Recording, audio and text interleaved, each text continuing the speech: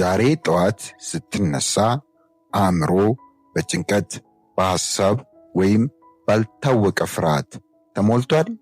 የዕለቱ ውሎ እንዴት እንደሚሆን አታውቅም? ሕይወት በግራ መጋባት ውስጥ እያለችና ምንም አይነት የሰላም ስሜት ሳይሰማ ቀኑን ለመጀመር እየታገልክ ይሆን? እንግዲያውስ ከመኖሪያ ቤት ሳትወጣና የዕለቱን ሥራ ሳትጀምር ይህንን አንድ ትልቅ ምስጢር ተረዳ።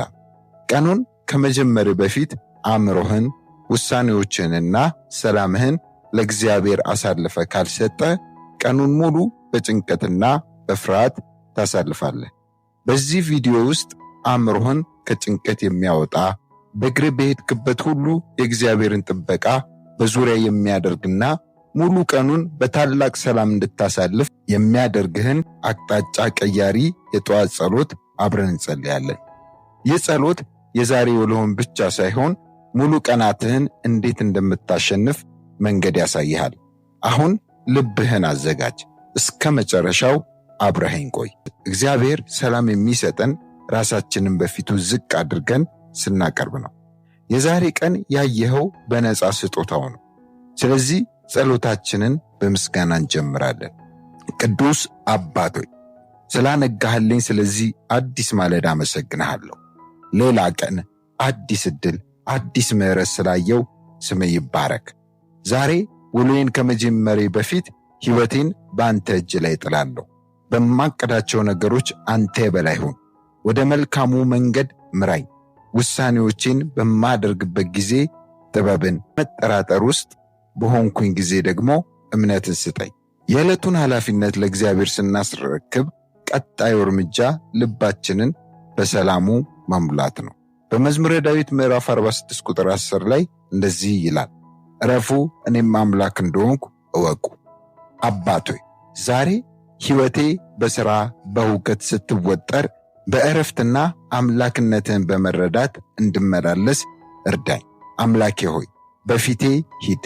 አላስፈላጊ ባልሆኑ ጭንቀት ውስጥ አይምሮዬ እንዳይባክን ሰላምህን በልቤ ውስጥ አፍስስ። ልቆጣጠራቸው የማልችላቸውን ነገሮች ላንተ እንድተው አስተምረኝ። አእምሮአችን በሰላም ሲሞላ ደግሞ ይህ ሰላም ለሌሎች ሰዎች በምናሳየው መልካም ባህሪ ይገለጣል። ጌታ ኢየሱስ ሆይ ዛሬ አንተን መምሰል እንድችል እርዳኝ። የሚሰማ ይቅር የሚል የሚያበረታታና የሚያገለግል ልብ ስጠኝ። አስቸጋሪ ቀን ቢገጥመኝም እንኳን ሰዎችን በትሕትና እንዲይዝ እርዳኝ።